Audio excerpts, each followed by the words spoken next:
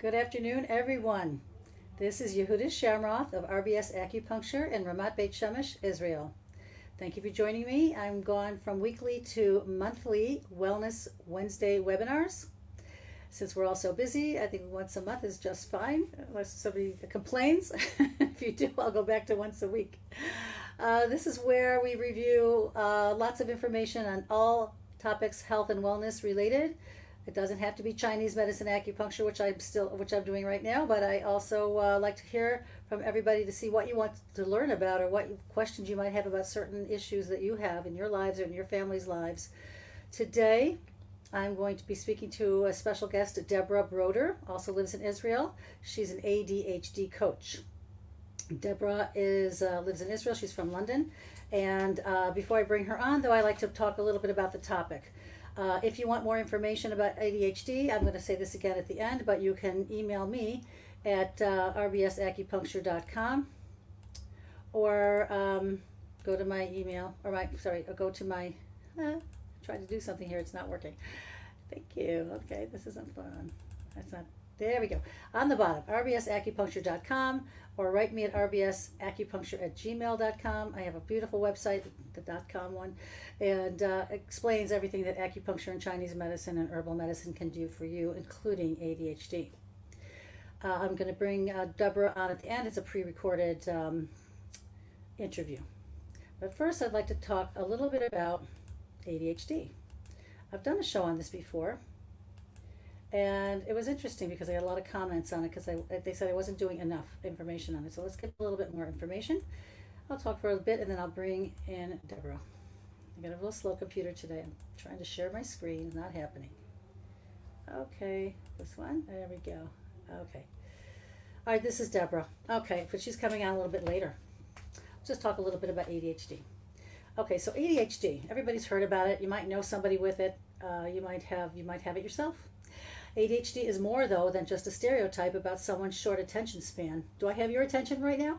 This is how it is. We also live in a very fast-paced world, so isn't everybody ADHD right now? But the truth is, people do get the diagnosis, and this is why. People will have problems that make it difficult for them to focus and complete tasks on a schedule. It's something that most of us have to do at some point in our lives, every day at work or at school or in our families. It makes it difficult for us to be productive when people are plagued with this, I guess you could call it. And I don't know if you want to call it a disease. I don't think it is a disease. I think it's a situation that's happening in our fast-paced world. Could be a result of the problems of the toxic environment that we live in. It could be from vaccinations. It could be from difficult stresses and traumas in our lives. A lot of different things. It could be a genetic thing. So, I'm not going to go there to the very big causes of it, but just to know that it's becoming much more prevalent, which shows us that we're living in a world that's very, very fast-paced and very internet-oriented, where everything is instant gratification, and ADHD gets worsened by that kind of environment. But it can make us forgetful, less organized, and prone to losing things. In children, it can result in constant fidgeting, moving around, or behavior that others might consider inappropriate or rowdy. I had 2 out of 3 of my children with ADHD, and they didn't have the hyper part either. It was ADD, I guess, attention problems, but also it went along with learning issues. And the kids around the one child were not happy with this child's behavior, because instead of saying, "Hey, I want to play with you," this kid of mine would take their books and run with them, or hit them or push them or something. Didn't use his words. I didn't want to say who, but didn't want to use his words. And so it's difficulty. It was difficult for him to maintain friendships that way. He didn't disrupt the classroom in any way, but when it came to friendships, he really had a hard time. Kids just didn't like his behavior. And regarding one of my girls, she was forgetting everything all the time, and she didn't know her homework assignments, and she would make a project and forget where she left it, and the kids were teasing her. I remember the last straw for her was that the teacher said, "I think your child has ADHD." And I said, "Why do you say that?" "No, she's just got learning issues. There's really nothing to do with that." She said, "Well, let me put it this way. She's got 6 jackets here. She never takes them home. She is never in the right classroom at the right time. And today, when they were playing hide and go seek, it was her turn to find everybody, and she got distracted doing something else. So she made the girls hide for a really long time, and they weren't happy with that. So I had her evaluated after that. So anyway, children, adults, everybody has it.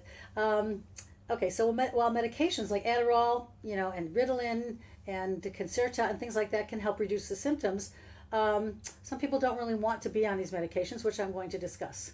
You can treat ADHD, you can manage ADHD, you can live a full productive life. This is what Deborah Broder is going to tell us in her coaching, and how she coaches people and gets them on board and trying to be an organized person and calm and relaxed and getting everything done without medications. Although there are people that are on medications, and there's nothing to be ashamed of. Both of my kids, that was the only thing that helped them, and I really, really didn't want to put them on it, but that was the only thing that helped. And they stayed at it all through high school. And I felt very bad about that, because going into alternative medicine especially, I was trying diets, and I was trying craniosacral therapy and regular therapy and exercise and meditations for kids, and it wasn't working. The only thing that worked was medication, unfortunately, and I would have to do it again. If we're asked it, would you do this again? I'd say yes. Okay. I had no choice. These kids had to get through school. If you don't remember what you learn every single day, and you starting all over every single day because you were too distracted to remember, to file it away in your brain, that's very frustrating for the child. It's going to fail. Teachers are going to get very frustrated too. Okay, so how do we diagnose ADHD? Well, most kids get a diagnosis in elementary school, but some don't find out until they're in adolescence or adulthood. So there's really no single test to identify what is ADD, attention deficit disorder, or ADHD, attention deficit hyperactive disorder, and there's a difference between the two, and I'm not an expert, so I'm not going to discuss these in depth, but you should know that there are different diagnoses that people will carry, and they symptoms do overlap. They're almost like the same thing. There are children and adults that are disruptive and hyper and jump. I had a child in my office once about a year ago, and it was probably the first time I ever saw a child that was so disruptive and so difficult to calm down and so difficult to even talk to. My heart went out to the child and his parents, because they really, he wouldn't, nobody wanted him in their school, nobody wanted him in their camp. And I think that's more of a rare exception. I think we see more of the kids who just can't pay attention and can't make friends and other things. So anyway, we're going to go through what you can do to help these poor kids. But again, there's no single test, but we go by symptoms pretty much. And then other conditions that can lead to similar behaviors too. Like they can have trouble hearing or seeing, that can lead to ADHD, anxiety, depression, learning disabilities, and sleep disorders either go along with ADHD often, or they can create the ADHD itself. So a doctor will often ask the questions to learn more about the patient's behavioral patterns, and they may speak to the individual, to the teachers, to the members of the family. So for a diagnosis to meet an ADHD criteria, though, you have to meet the specific conditions, I guess you would say, before they would put them on a medication. That's the ideal. And again, some doctors just jump to giving medications, which I think is wrong. I remember being a school nurse. I discussed this with Deborah, that I gave kids a lot of Ritalin, and I don't understand how they all were diagnosed with that, but that's what happened. That was even 20 years ago. So I'm not sure what the statistics are today. But anyway, doctors should be much more careful about. You need a psychiatrist sometimes for these prescriptions for medications. So you should work closely with your family doctor, with your family. Just know that you can manage this. You can do this. Just you try to get the best help you can for your child, just so they can function and they can succeed and feel good about themselves. There's such a thing as behavior therapy, of course, because you want to teach the kids how to build and maintain relationships. You got to teach them how to establish and follow rules, and how to plan and complete tasks, how to develop and follow a schedule, and you have to monitor these symptoms. So this is something I think parents could do before they even go to a doctor, just so they have a lot of information to go to the doctor with. And if you don't want to go to a doctor and you don't want to get medications, you still have to have all this information before you go to an alternative practitioner, so that you can tell them exactly where your child's holding. My mantra of the year, I just when I was giving another lecture a while back, meet the person where they are. This is a very, very important concept that we forget a lot in life, whether it's our spouses or our kids or whatever the case may be. Whether it's yourself and trying to lose weight, or to be a nice person doing, repentance for something like we just always are trying to do in the Jewish faith. You got to meet yourself where you are too. So just remember, you have to meet the kid where they are, and we have to have a lot of information. So we got to know if there's nothing more serious going on too, because if there's something, some terrible metabolic disorder or something, it's really I always encourage people to go get a good physical, and put the kids on the healthiest, most natural diet they can. And if that doesn't help, then you can go seek further help. Okay, so I want to just talk a little bit about medications. That's, of course, one of the treatments for a lot of these people, especially children. And this is not about children, by the way, only, exclusively, this talk. It has to do with ADHD for anybody. And as Deborah will tell you later on, that she has mostly adult clients. Okay, so these medications they receive are stimulants, and they can help improve attention and focus. And but they do have a lot of side effects. So once the child or the adult receives the diagnosis of ADHD, you will have to decide if you're going to go natural or if you're going to go with medication or do both. And this is what we did. So you can do a wide range of treatments for ADHD. Medications, they have to do with balancing the dopamine in the system. They say dopamine is out of whack a little bit, it's decreased, and if the stimulants will stimulate the dopamine to circulate better in the brain, which causes calming. And so this is one of the things that the medications do. They're the most commonly prescribed treatments, unfortunately, but they do have, they do have side effects, which, I want to say a little bit more about dopamine. Dopamine is involved with the reward mechanism in our brains, and while norepinephrine is thought to mobilize the body for body in action and alertness. So we have to get that good balance of dopamine and norepinephrine going. And it can be done with medication, and it can be done also with medications or with herbal medicines and acupuncture as well. I've seen people become really calm and very organized, and ADHD to a minimum with natural treatments as well. So it really, again, it's all individual. You cannot say that everybody should be on a medication, and you cannot say that nobody should be on a medication. That's not correct. It's the same thing with everything in life. Everybody's an individual. I told you I did not want to put my children on medication, and I really didn't have a choice if they were to succeed. And they thanked me, by the way. They didn't love it. They said, we can't wait to go off this medication. And when they did, when they all finished high school, they said, we don't want this anymore. We don't need it anymore. I told my son when he went in the Army, I said, are you sure you don't want to stay on for a little while longer? Because, you have to be very regimented and disciplined. And he said, no, I can do it by myself, Mom. And he did. He didn't need it in the Army. So, but he felt like he continued it until he finished all his exams. He wanted to do well. And he did. Baruch Hashem, thank God. Okay, so the medications, again, they can give bad side effects. They can give you abdominal pain. They can give you headaches. They can raise the blood pressure and the heart rate. They can cause more irritability and anxiety, and they're finding this out about SSRIs as well for depression. That more research is coming out now that these medications for ADHD, depression, and so on are sometimes they're accumulating in the system to the point where they don't work anymore, and they're going the opposite direction. So you have to be very careful and be closely monitored on these medications. And of course, it can cause sleep problems. We had that with our kids.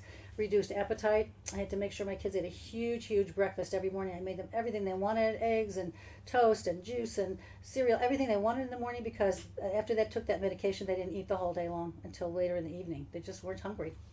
So we had to give them vitamins and all that kind of thing too. So sometimes stimulants are not going to be effective, or they're not going to be suitable for you. So you just know you have other options. Okay. What are these other options? Let's go do some slides here if we can. Where are my slides? My computer's really not being nice today to me. Where are we? Okay.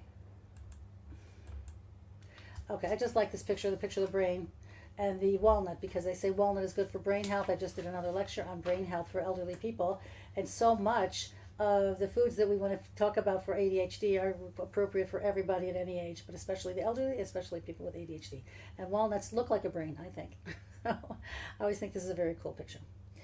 Okay, so depending on the severity of your symptoms, you might have to go with a medication like with my kids, but you can go natural, okay? What are natural remedies for ADHD? So you can take supplements. Supplements are always found to be very helpful these days, and we're living in a toxic world. I've said this probably in every single webinar that I've done. We live in a toxic world. We're breathing in the air from the pollution from the cars and the automobiles and the buses. We're eating toxic foods that are treated with things with all kinds of pesticides, and people are smoking, and there's all kinds of products added to our shampoos and all of our food, a lot of our food items, a lot of our cosmetics. So we're in a world where we're fighting toxins every day, and our livers are working overtime. So what does that have to do with anything? The idea is that if we're not detoxing ourselves well enough, this is going to make the ADHD problem worse than any health problem that you have. So we need supplements these days too, because our foods are just not as adequate as they used to be even when I was a kid. I'm in my early 60s, but especially when my mother and father were growing up, my grandparents, they had such beautiful, natural, normal, healthy food that was clean, and they may have had the early pesticides probably, but other than that, they did crop rotations, all the things what organic food gives you today.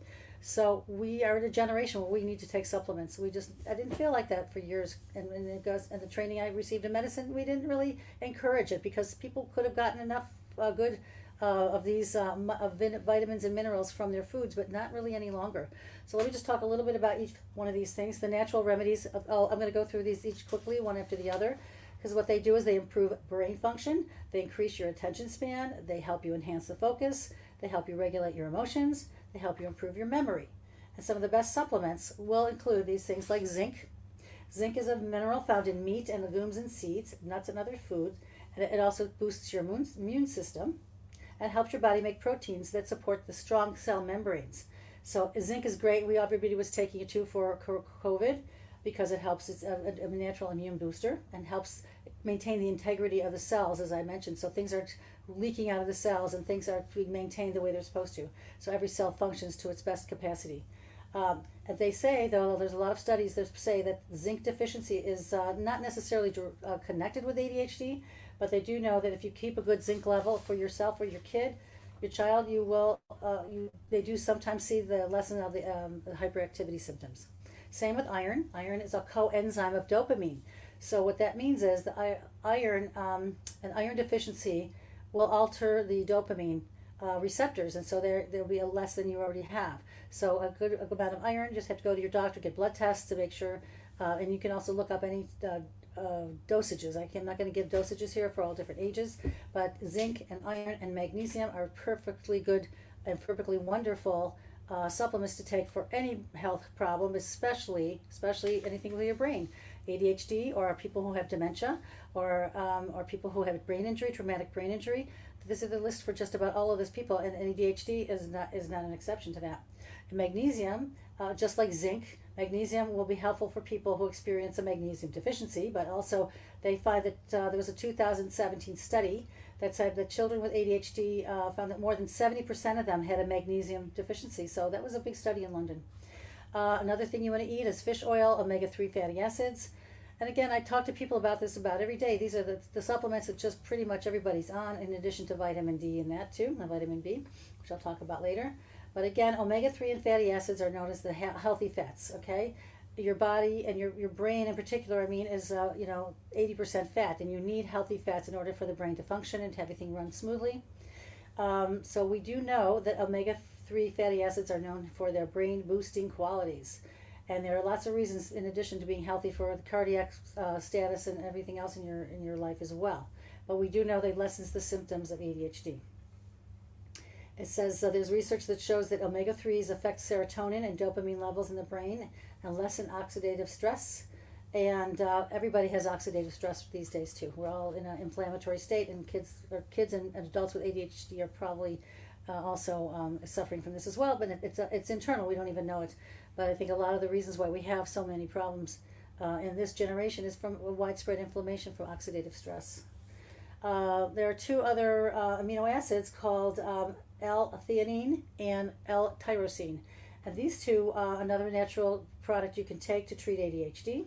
It's known to help attention and focus, and it has a calming effect on the mind. So it helps not only with ADHD calming, but it also helps people with sleep, relaxation, people who are too nervous to go to sleep and can't wind down at the end of the day. So what else we can do? We can change our diets too. We can change the kids' diets, our diets, to help us.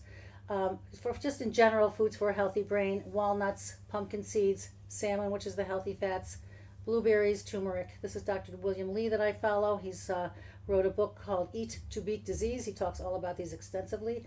If I could finally get a hold of him, when you go on a webinar of his, he's got about 1,000 followers, so it's really hard for me to invite him to be on this show, but boy, would I love to, because he knows he's a PhD and he's an MD. He worked in intensive care, and his whole focus now is research on food and how to prescribe food for certain conditions. And he's come up with foods that are really truly anti-cancer, not just the kind of stuff you read on the internet. So eat to beat disease. You won't regret it, and I give no kickbacks for this.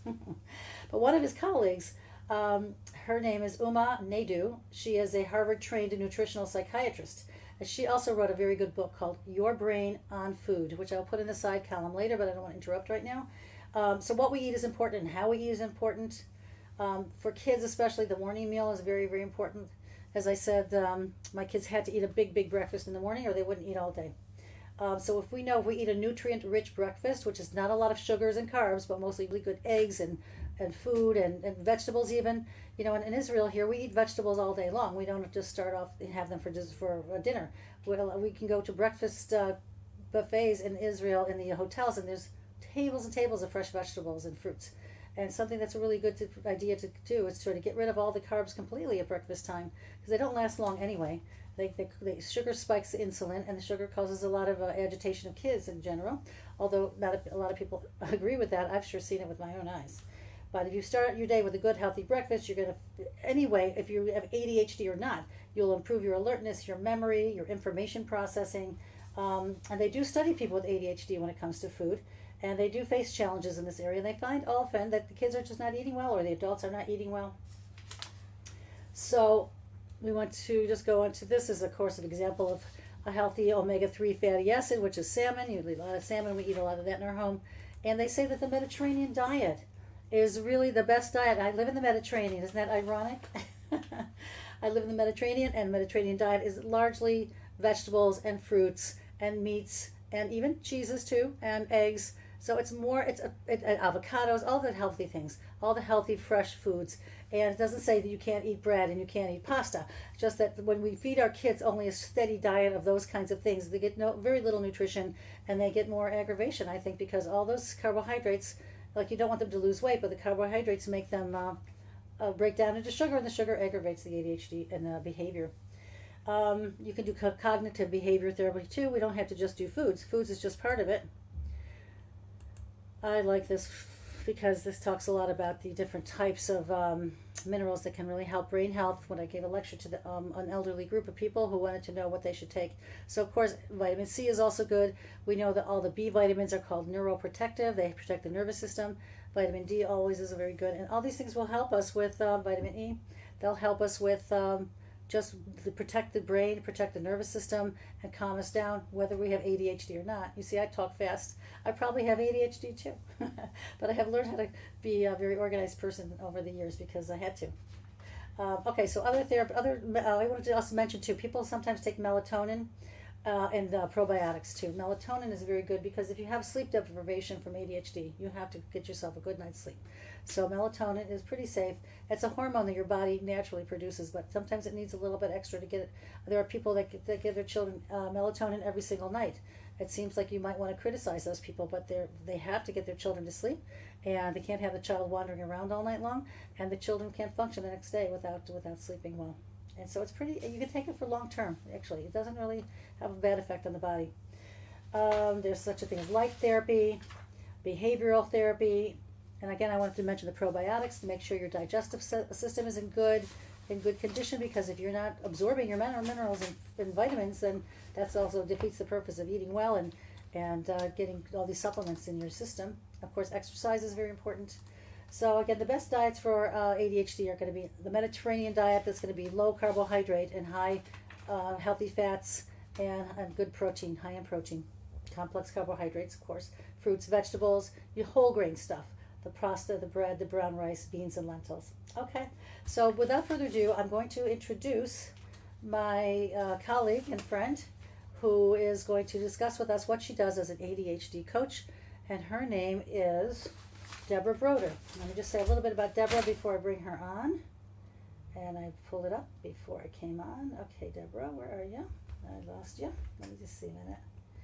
Oh, how did I do that? I really want to read about her because she's such an interesting person. Okay. Deborah Broder is a behavioral coach, and she's also a social worker. She studied at the University of London, at Bar Ilan University here in Israel. She went to the Henrietta Barnett School. She lives in Beit Shemesh, Israel, and originally from London. and she has been an ADHD coach for many years now, and I want her to discuss with us by way of previous recording. But if you have any questions about ADHD, or you'd like me to have a private consultation with you, please just don't hesitate to give me a call or write to me, actually, because I don't even have your my phone number here. But if you go to rbsacupuncture.com and geez, I can't get myself to. There we are. We'll try this again. Okay, there it is on the bottom of the screen. rbsacupuncture@gmail.com, Yehudis Schamroth. I see a lot of kids and a lot of adults with ADHD. Seeing somebody right now for insomnia and ADHD and anxiety. We're having some good success with acupuncture, Chinese medicine, and herbs. So don't fret. You don't have to always take the medication. Sometimes you have to take only the medication, but most of the time if you're going to take the medication, you still have to make all these great changes, like get your kid or get yourself a good night's sleep and eat very, very healthily. So without further ado, again, I'm going to repeat that, I think. We're going to bring on Deborah. Okay. And here she is.